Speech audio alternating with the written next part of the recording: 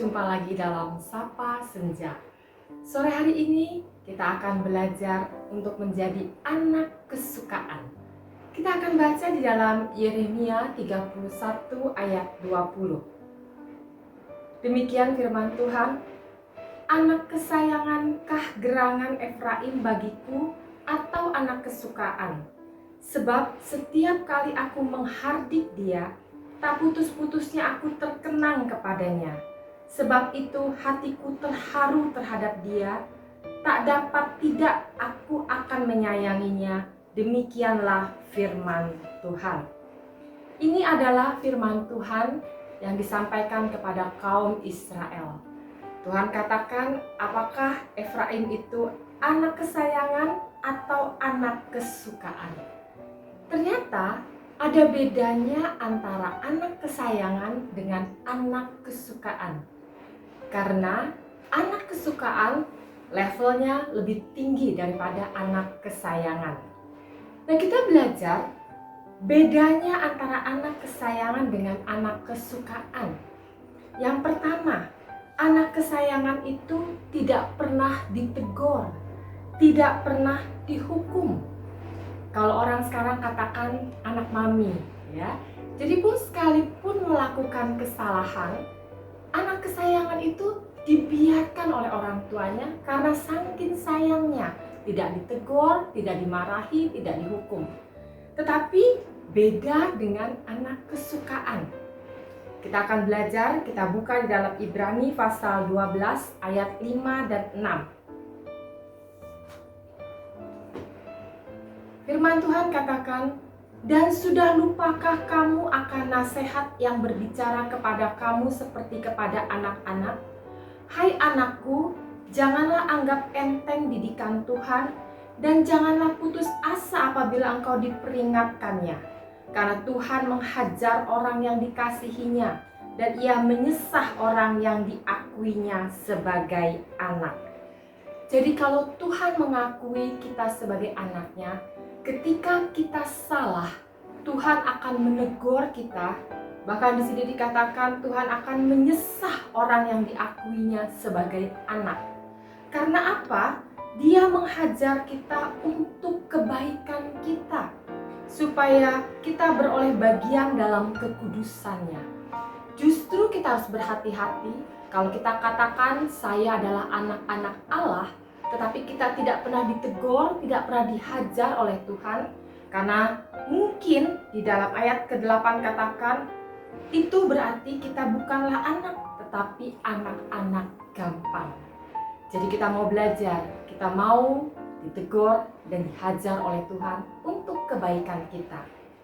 Kemudian yang kedua, perbedaan antara anak kesayangan dengan anak kesukaan. Kalau anak kesayangan hanya mau mengikuti keinginannya sendiri. Kalau tidak diikuti keinginannya oleh orang tuanya, biasanya anak kesayangan akan ngambek, marah, bersungut-sungut, tidak menerima. Tetapi kalau anak kesukaan, seperti Tuhan Yesus akan berkata, biar kehendakmu, kehendak Bapa yang jadi, bukan kehendakku. Inilah perbedaannya. Karena itu kita mau belajar, kita mau berkata, biar kehendak Tuhan yang jadi dalam hidup kita. Karena kita tahu kehendak Tuhan itu jauh lebih baik buat kita daripada kehendak kita sendiri. Kemudian yang ketiga perbedaannya, anak kesayangan itu taat kepada orang tuanya dengan bersyarat. Dia akan taat kalau diberi hadiah. Dia akan taat kalau keinginannya diikuti oleh orang tuanya. Berbeda dengan anak kesukaan.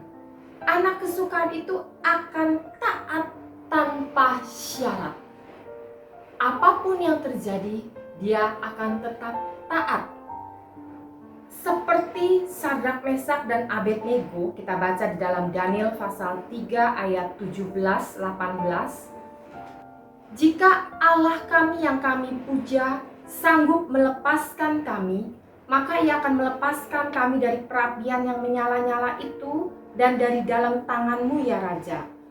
Tetapi seandainya tidak, Hendaklah Tuanku mengetahui ya Raja, bahwa kami tidak akan memuja dewa Tuanku dan tidak akan menyembah patung emas yang Tuanku dirikan itu.